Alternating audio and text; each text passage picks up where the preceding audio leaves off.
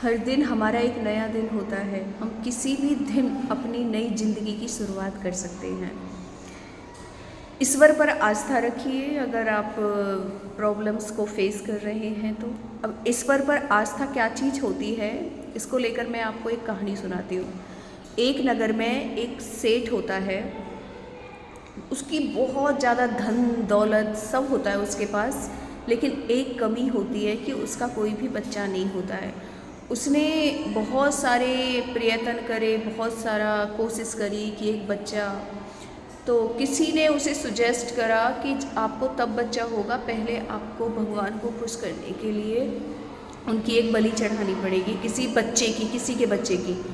तो सेठ जी था, पैसा बहुत सारा था उसके पास, तो उसने उस नगर में ये अनाउंसमेंट करवाई कि जो भी अपना बच्चा मुझे बलि के लिए देगा, मैं उसे बहुत सारी धन दौलत दूंगा।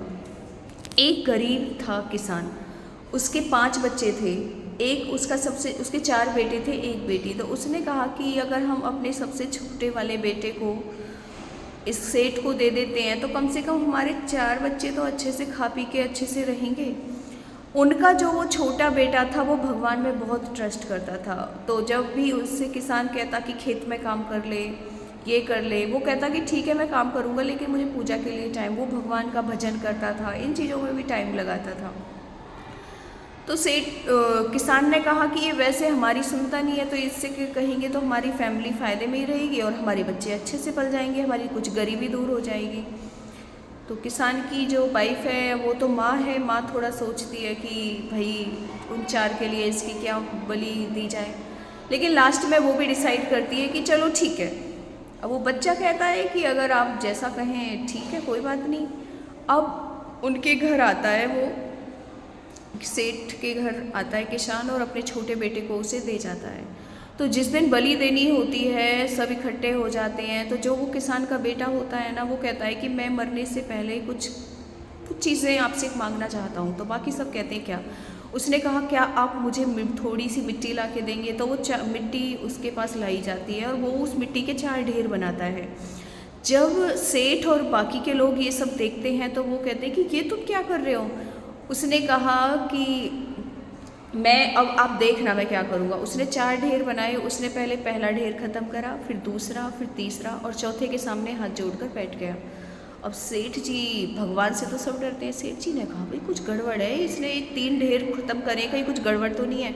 उसने उससे पूछा कि तुम क्या कर रहे हो, तो उसने कहा कि जो पहला ढेर है वो मेरे माँ बाप थे, मैंने उनसे प्रेयर करी तो उन्होंने तो मुझे मारने के लिए दे ही दिया, तो मैंने उनको भी ख़त्म कर दिया।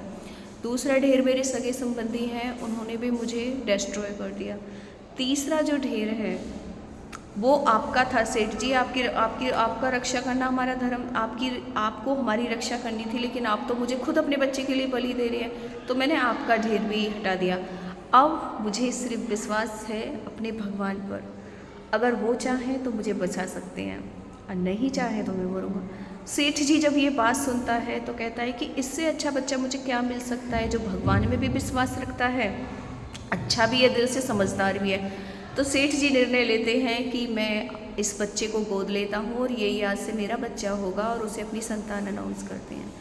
तो अगर आप कितनी भी गंभीर परिस्थिति हो, अगर भगवान पे विश्वास बनाए रखते हैं ना दोस्तों, तो भगवान ज़रूर आपको उस परिस्थिति से में भी पॉजिटिव चीज़ें निकाल कर देगा और आपकी लाइफ खूबसूरत हो जाएगी। All the best.